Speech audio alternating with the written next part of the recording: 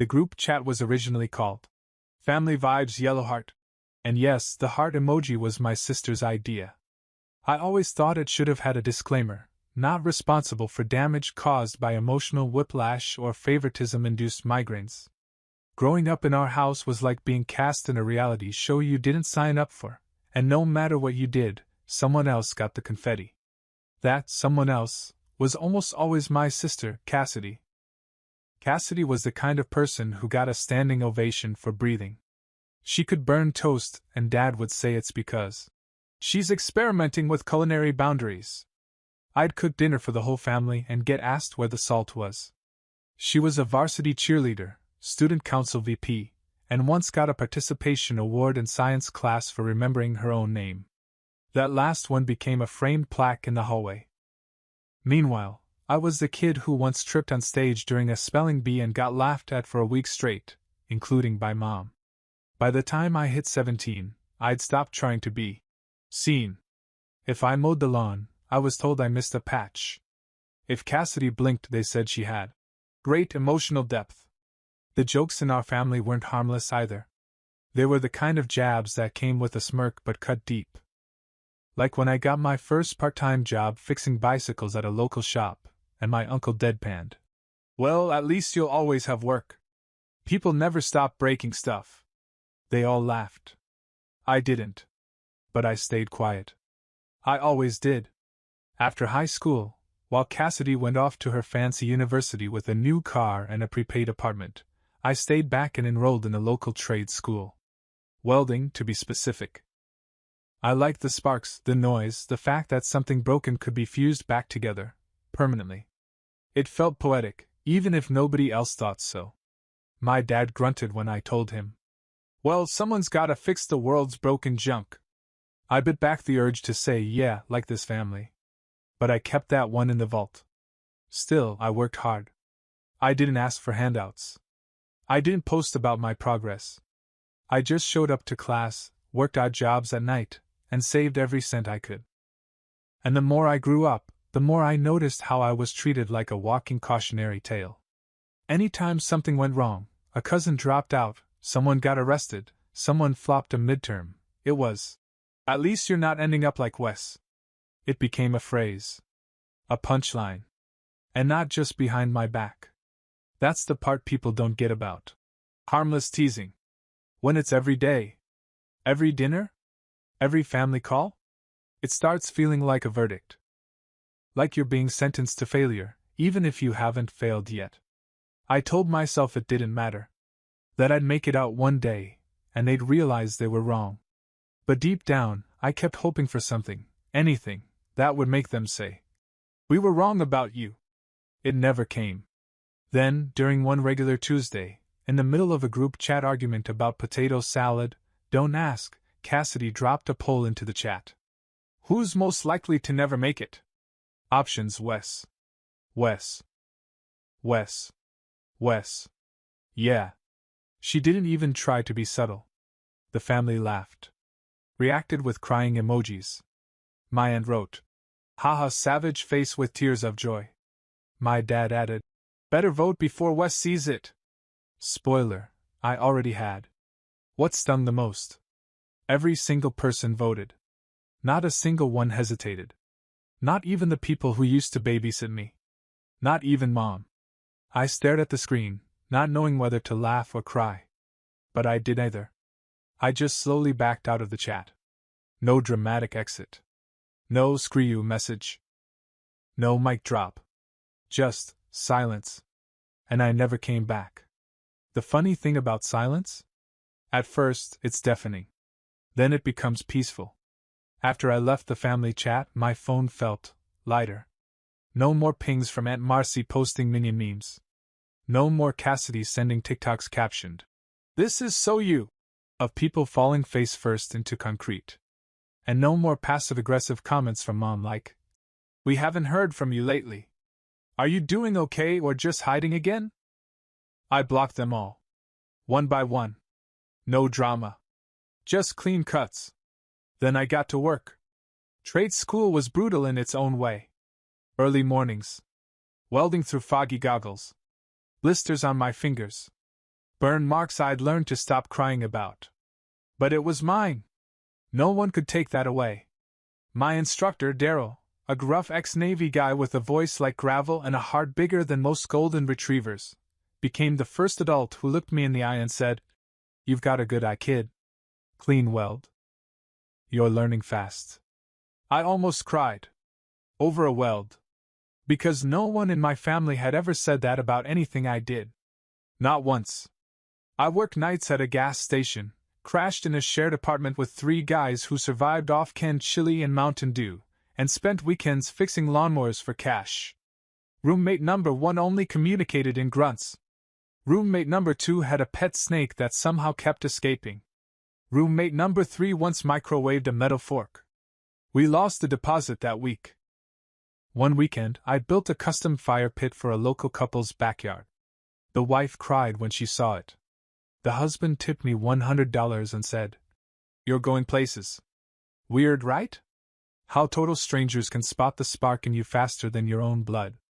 Every now and then I'd get curious. I'd peek at Cassidy's social media. Still the same. Perfect angles. Fake laughs. Hashtags like #PowerCouple and #BossEnergy under heavily filtered photos of her and Evan, her husband. The guy who got a full-time job at her dad's firm right after they got engaged. Nepotism? Probably. But that's a whole other side story.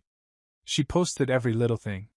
When she got a dream client, at her marketing job, when she got an almond milk sponsorship, even when their dog got a tooth pulled.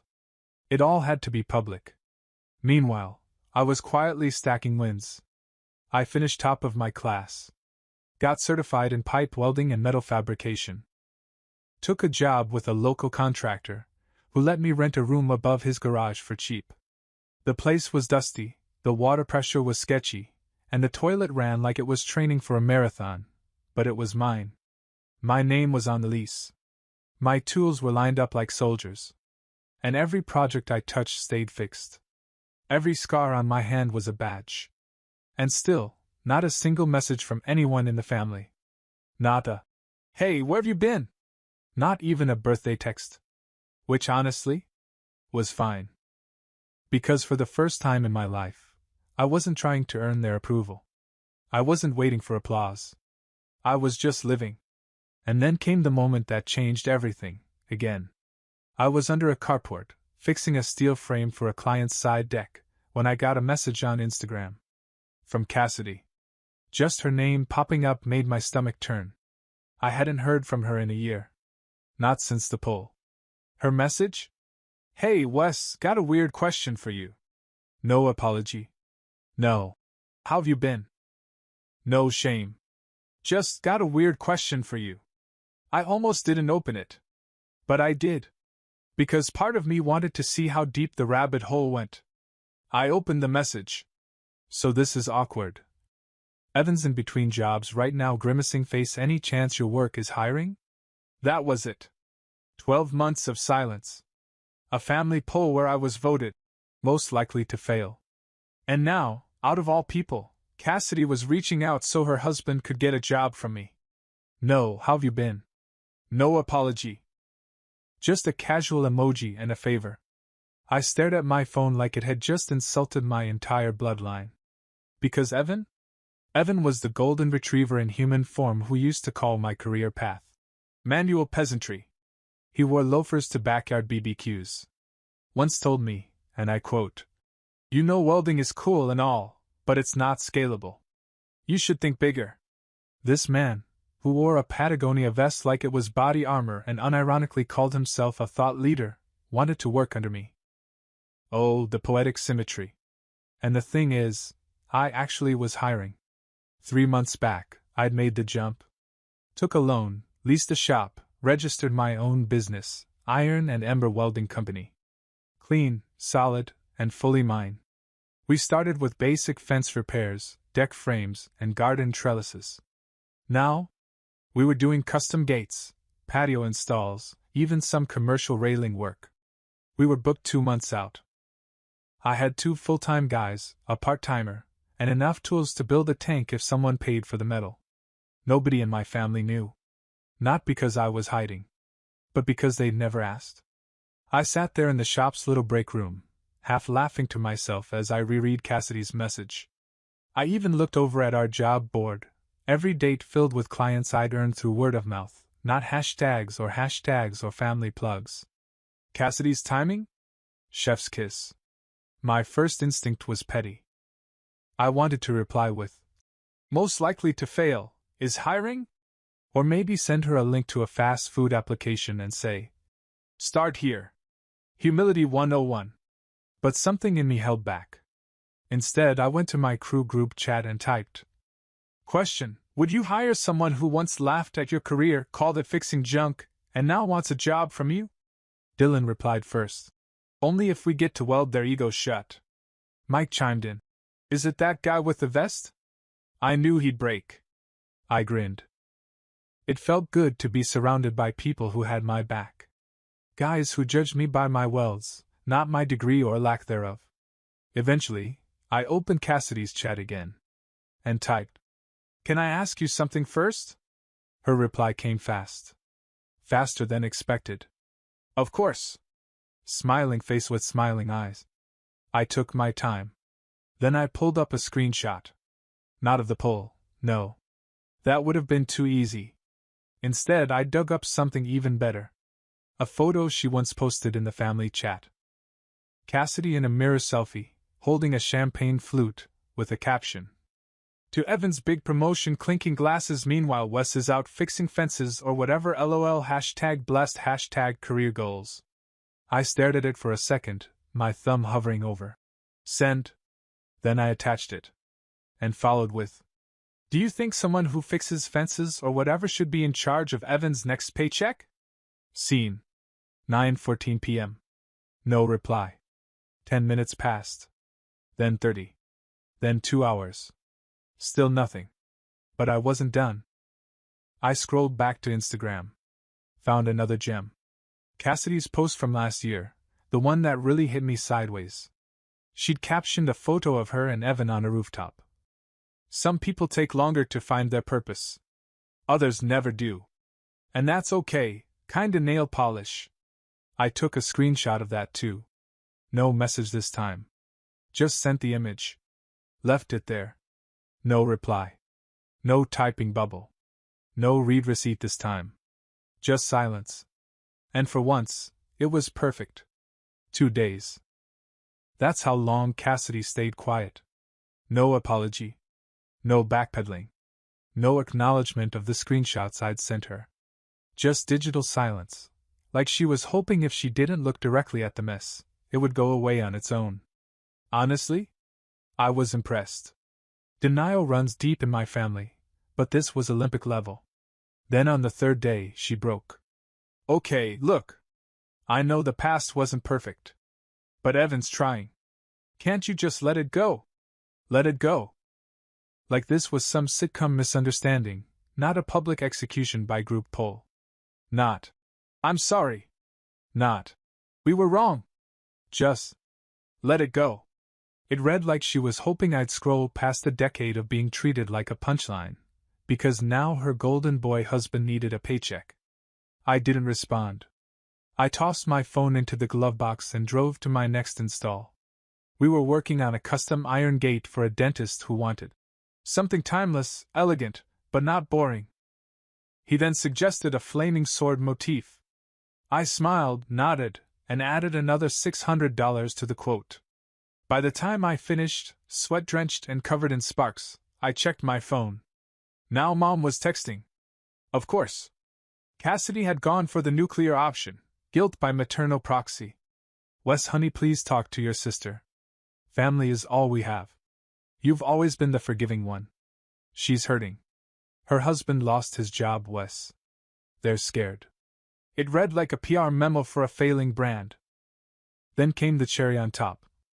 "We all say things we don't mean. But you've always had such a kind heart." Right.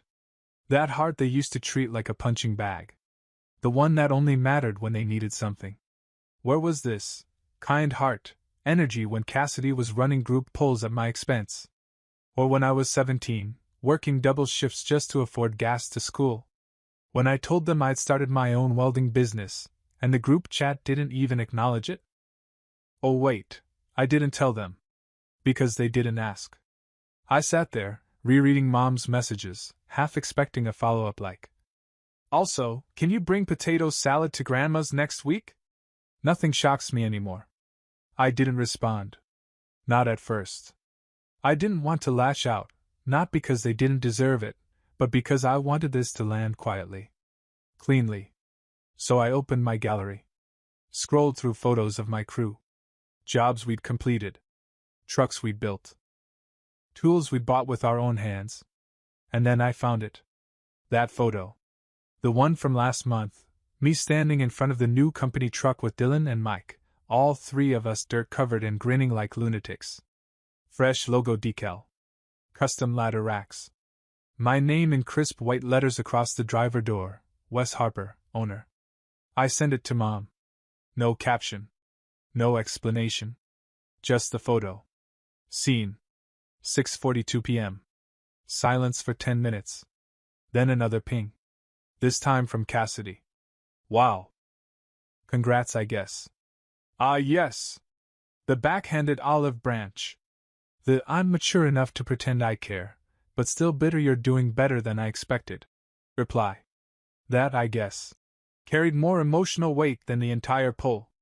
But I didn't need her praise. I waited a beat, then typed, "You voted me most likely to fail. You don't get to be surprised now." Sent. Scene. Nothing else. And for once, her silence said everything. The next message didn't come from Cassidy. It came from Evan. Yep. That Evan. Mr. Passive income is king. Mr. You gotta manifest success, bro. Mr. I just don't see the point in trade schools when there's crypto. I hadn't seen his name pop up on my phone since the time he invited me to like and share his multi-level marketing pitch for hair supplements. But now, hey man. Long time. Hope you are good. No context. No punctuation. Just a limp handshake of a message from the guy who once called me a tool guy with tool thoughts. I blinked at it. Thought maybe my phone had glitched. But then it came again. Cass told me she reached out. Didn't mean to cause drama or anything. Just figured we'd ask. Oh yeah, no drama at all. Just months of radio silence, followed by, "Please give us a job." Totally normal. I didn't reply. I just locked the screen and dropped my phone face down on the workbench. Mike glanced over. "Something wrong?" I shook my head. "Evan messaged me." Mike snorted. "Like Evan? Champagne Evan?" "Yep." "What does he want? A custom grill for his Tesla?" "Nope.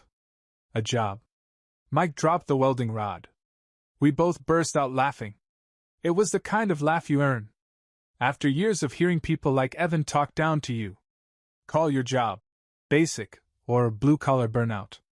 The same guy who once told my sister, while I was standing right there, "It's cute Wes likes to work with his hands.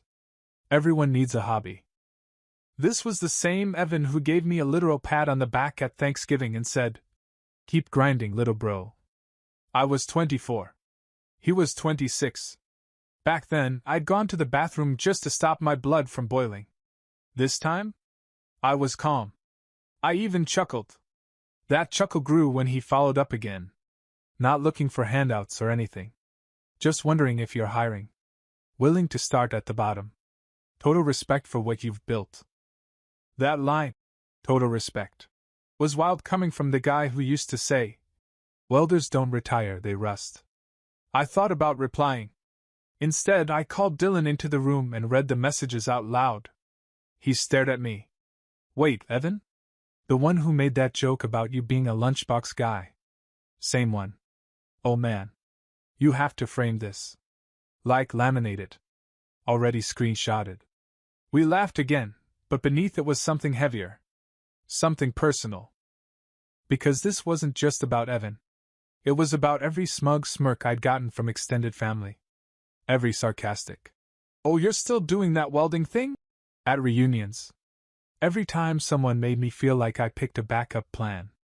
And now, the same guy who once said my job wasn't scalable, was asking for an entry-level position. But then Evan sent a video. I almost didn't open it. My thumb hovered over the screen like I was defusing a bomb. Curiosity 1. It was shot from the inside of a parked car. Evan looked rough. Hoodie on, dark circles, that glassy look in his eyes like he hadn't slept. Hey man. I wasn't sure how to say this in a text. So yeah, here goes. He took a breath. A big one. I know we were never tight. And I know I said a lot of dumb stuff. I really didn't think. I mean, I thought things would just keep working out for me, you know? That they always would. I was a jerk.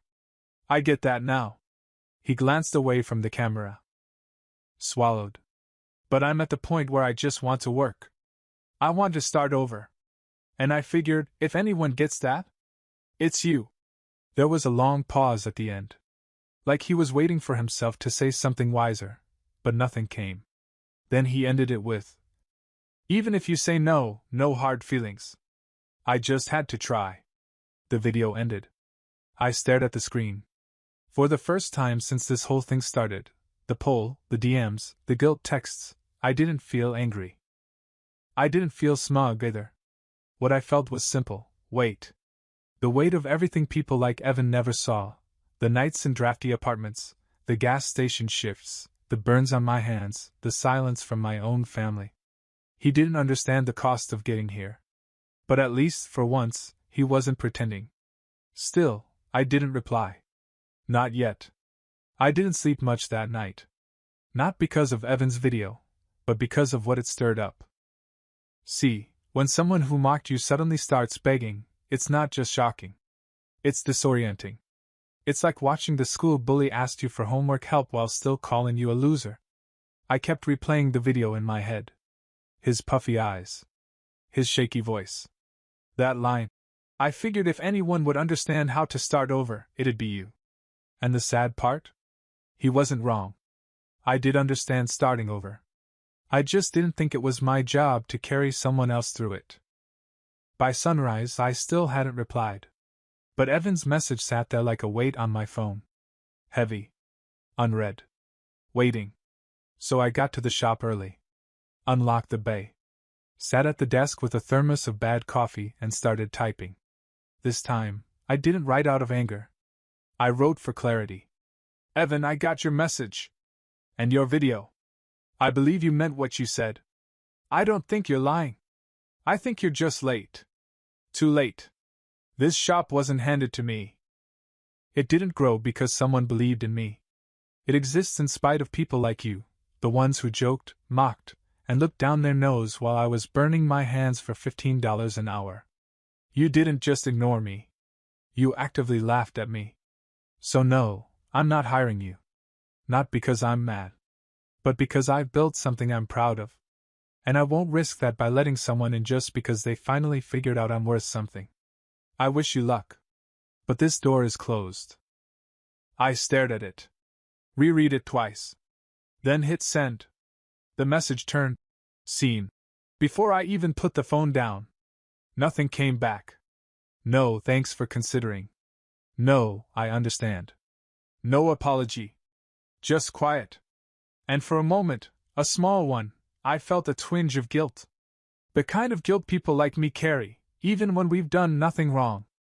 But it didn't last long. Because an hour later Dylan came into the shop holding his phone, eyebrows raised. Dude, he said. You see Cassidy's story? I already knew it was coming. I pulled out my phone and checked. Sure enough, black screen. White text. Dramatic energy. Some people get a little success and suddenly forget where they came from. Karma keeps receipts. No names. No tags. But everyone who followed her would know. Classic Cassidy. Always the victim, even when she lit the match herself. I didn't respond. I didn't even screenshot it. But it stuck in my chest all afternoon like a mosquito bite I couldn't scratch. Later that night, after we closed up the shop, I sat in the dark parking lot with my seat leaned back, listening to the quiet hum of the city. That's when my phone buzzed again. This time, it was from Mom. One line. Wes, what happened to your heart? I stared at it. Something about that sentence made me clench my jaw. Not in anger, but in disbelief. Because for years I was the one with the too big heart. The one who forgave, gave second chances, didn't complain when they overlooked birthdays or skipped milestones. They loved my heart when it was working for them. Now that it had boundaries? Suddenly it was broken. So I typed back. It's still here, Mom. It just finally beats for me. Sent. Delivered. Seen. No reply. But this time, I didn't need one. I wasn't planning to go public. Not because I was hiding anything. But because there's a quiet satisfaction in building something when nobody's watching, and watching them squint when your name suddenly shows up somewhere unexpected. I never needed to be flashy. I was the kind of guy who just wanted to pay my crew, do solid work, and maybe retire without a broken spine. But the universe had other plans. It started with a photo. Not mine, Dylan's. We'd just finished a big job, a custom railing system for a sleek downtown co-working hub. 2 floors, matte black powder coat, laser-cut designs, the kind of modern industrial that makes architects drool and welders cry inside. Dylan posted a picture of us, the whole crew, standing proudly in front of the finished job, dirty boots and all. His caption was simple. From garage gigs to 7-figure builds. Built, not begged. I liked it. Gave it a thumbs up, moved on with my day. Then a local business magazine picked it up. They were doing a Made in the City feature, and apparently someone from the building tagged us. Suddenly, there it was. Harper Ironworks. Wes Harper, 28, founder and owner. I didn't even know they were running it. But within 48 hours, it had made the rounds on LinkedIn, Facebook, even Instagram stories. People I hadn't spoken to in years were tagging me, messaging me, commenting things like, "Bro is out here building empires quietly. Didn't know you were that Wes Harper." But that wasn't the kicker. No, the real chaos started in the one place I never expected, the family group chat. The same chat where I was once voted most likely to fail. Without hesitation. I'd muted it long ago. Only checked it during holidays, and even then just to see if someone died. But that day, my phone nearly exploded. The chat name was still Harper Hive Honeybee. A cruel joke now. First came Uncle Rob. Is this our Wes? Just saw the article. Man. Then Aunt Mel. Wait, you own that company?